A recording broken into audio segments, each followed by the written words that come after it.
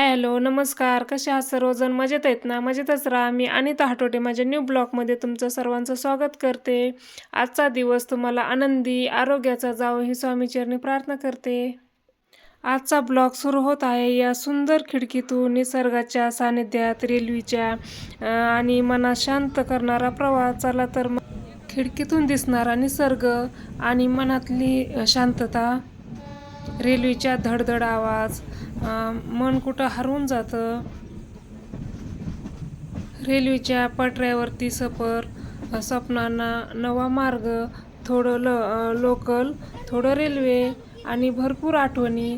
प्रवास नुसताच नाही, मनाला जोडणारा धागा आहे. रेल्वेत बसलं की मन एक वेगळ्याच वाटेवर निघून जातं. खिडकीबाहेर धावणारी शेती, गाव, हिरवे डोंगर आणि आत मनातल्या आठवणीचा प्रवास.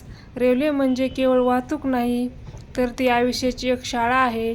प्रत्येक स्टेशन एक शिकवण आणि प्रत्येक प्रवास नव्या. रेल्वेची हवा आणि मनाचे स्वप्न दोन्ही मोकळी. थांबे खूप, पण प्रवास एकच. अनुभवाचा परतीचा मार्ग असो व पुढच्या रेल्वेने मिळणारं सुख. हे बघा, आम्ही चाललोत आता बालाजीला जाताना खूप म्हणजे वाटाने काय काय म्हणजे स्टेशन वगैरे असतात मध्येच काय. प्रज्वलला खूप आवडत होतं खिडकीच्या साईडला बसायला. तो म्हणला मला इथंच बसायचं आणि त्याला खूप झोप आली ती, पण म्हणलं मी परत नाही का रेल्वेत पहिल्यांदाच बसला होता. तो म्हणलं मी बघतो गावावरची शेती वगैरे बाहेरची नाही का, तिकडं खूप मका वगैरे असायची बघा. रेल्वेचे स्टेशन आहे तिकडे एक रेल्वे साईडने सगळे इकून तिकून सगळे वाहतुकीच्या रेल्वे मालाच्या रेल्वे अशा चाललेल्या होत्या. तर आम्ही बघत बसलेलो होतो आणि तितक्यात मस्त असा पाऊस येऊन गेलेला होता, आभाळ आलेलं होतं.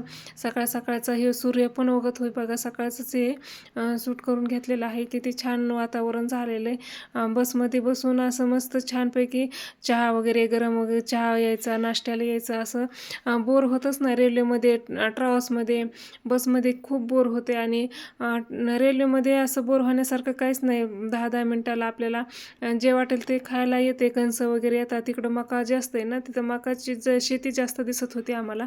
मका वगैरे परत जागोजाग असे रेल्वे स्टेशन आले. हे बघा, हे पण रेल्वे स्टेशनच आहे. प्रत्येक जागेवर असं नाही का, जिथे रेल्वे स्टेशन आहे तिथं लोक येतात विकण्यासाठी. त्यांना चहा वगैरे नाश्त्याला, परत कॉफी, ज्याला जे आवडतं ते घ्यायचं. हे बघा, असं स्टेशनला थांबली होती थोडी वेळ. मग आम्ही खाली उतरलोत आणि नाश्त्याला वगैरे घेतलं थोडंफार आणि परत 5 ते 10 मिनटात लगेच रेल्वे लगेच निघाली बघा. लगेच आम्ही पण पटापट रेल्वेमध्ये बसलोत आणि किती गर्दी बघा, किती खूपच गर्दी अशी. एवढ्या गर्दीत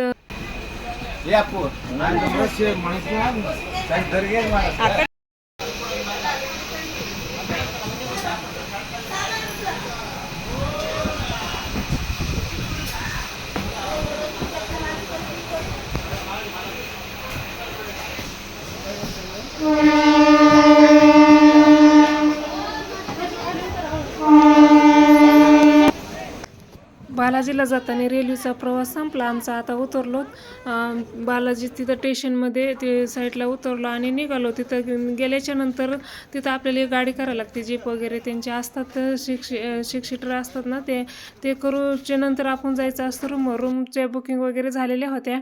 मग आम्ही गेलो तिकडं. थोडंसं म्हणलं ओंकारला शूट करून घेऊया इथं नाही का, परत कधी येणं होतं का नाही होत, तोपर्यंत व्हिडिओ वगैरे काढून घेतले आम्ही असे आणि चाललेलो. तर सगळे उतरले. हे काय गाडी घाई गडबड सगळ्यांची नाही का. आणि आम्हाला काहीच माहीत नव्हतं. त्याला जे ओळखीचे लोक होते 50 लोक होतं, आम्ही सगळे सोबत, त्यांचे फ्रेंड वगैरे होतात. मग पटापट आम्हाला पुढं जायचं होतं दर्शनासाठी.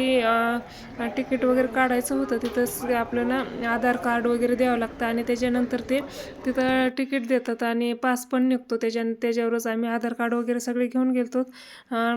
फोटो असेल तरी चालतात, पण आम्ही ओरिजिनलच घेऊन, म्हणलं काही प्रॉब्लेम नको यायला, त्याच्यामुळं ओरिजिनल आधार कार्ड चौघाचे 4 घेऊन गेलो होतो.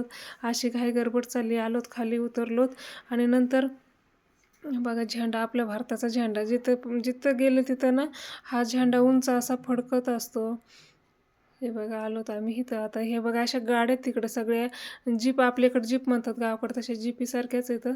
ते एक गाडी करून आम्ही सगळेजण बसलो मध्ये गाडीमध्ये. आणि ते सगळे देवदर्शन पण तिथं बालाजीमध्ये काय काय बघायला आहे ना ते 4-5 ठिकाणं आपल्याला दाखवतात. त्याच्यामुळे एक फिक्स गाडी केली म्हणजे टेन्शन नाही. आणि रूमपर्यंत पण कसं जायचं काय जायचं आपल्याला नवीन असतं त्याच्यामुळे काहीच माहिती नसते, तिथालची कसलीच माहिती नाही.